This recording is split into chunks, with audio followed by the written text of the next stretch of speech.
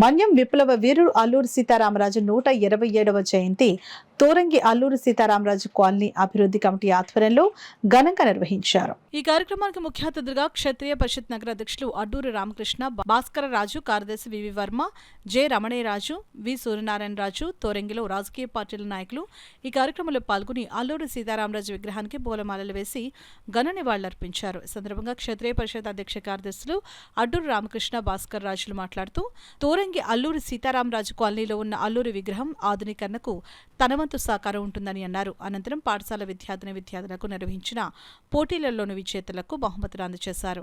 ఈ కార్యక్రమంలో సిహెచ్ విజయ, జోగా అప్పారావు, పౌర సంక్షేమ సంఘం నాయకులు CH Ajay Kumar, J Ramanayyaraju, Narayanaraju, P Govindarajulu, Jayaprakash, Bondula Chinna, Teja, Venkatarayudu, Veerababu, Durgaprasad, Srinu, Subbarao, Padmanabham, Narasimhamurthy తదితరులు పాల్గొన్నారు.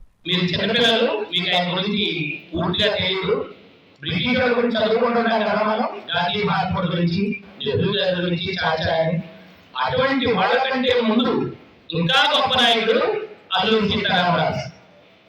ఆయన దేశ ప్రజల కోసమని వాళ్ళ మీద తిరుగుబాటు చేసే 20 సంవత్సరాలకి మరణించాడు. ఆయన యొక్క ఈరోజు జన్మదినాన్ని మనం చేసుకుంటాం. మనందరికీ పండుగ మాట. ఇంకోటి ఏంటంటే ఆయన మన తూర్పుగోదావరిలోనే చాలా ఉద్యమాలు చేశాడు. ఆయన ఇక్కడ ఆయన చేసిన ఉద్యమాలు ప్రతిదీ కూడా చాలా ఉన్నాయి. ఈ రోజు ఈ కార్యక్రమానికి వచ్చేసిన అందరికీ స్వాగతం. ఆశించిన స్థాయిలో పిల్లలు తరఫీ చేసే విధంగా ఉపాధ్యాయులు ప్రయత్నం చేసి ఉంటే బాగుంటుందని చెప్పి సందర్భంలో కోరుతున్నాం. ప్రభుత్వ పాఠశాలలో కూడా చదివే వాళ్ళు పెరగాలి, నాణ్యత పెరగాలి.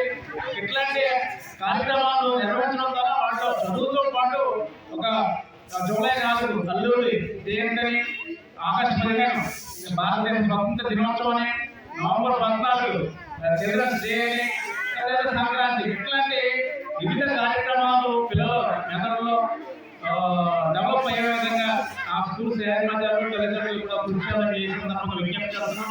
అల్లూరి సీతారామరాజు 120వ జయంతి శుభాకాంక్షలు తెలియజేసుకుంటూ ఈరోజు మరి అందరికీ ఎన్నికలుగా మరి ఈరోజు ప్రత్యేకంగా మన దేశ నాయకుడు, మన ప్రభుత్వ నాయకుల కోసం చెప్పుకోవాల్సిన విషయాలు ఉన్నాయి కాబట్టి ఈరోజు ఇంతమంది రావడం, వీరందరూ కూడా ఈరోజు మన కాలనీకి వచ్చి మన విజయగారు, మన క్షత్రియ పరిషత్ అందరూ కూడా వచ్చి ఈరోజు విగ్రహాన్ని మళ్ళీ కొత్తగా ఆలోచన చేస్తారని మాటించినందుకు మా కాలనీ తరఫున, అక్కడ ప్రజల తరఫున అందరి తరఫున కూడా హృదయపూర్వక హృదయాన్ని తెలియజేసుకుంటూ మరి ఈ అవకాశం ఇక్కడ ప్రజలందరూ కూడా హృదయపూర్వక తెలియజేసుకుంటూ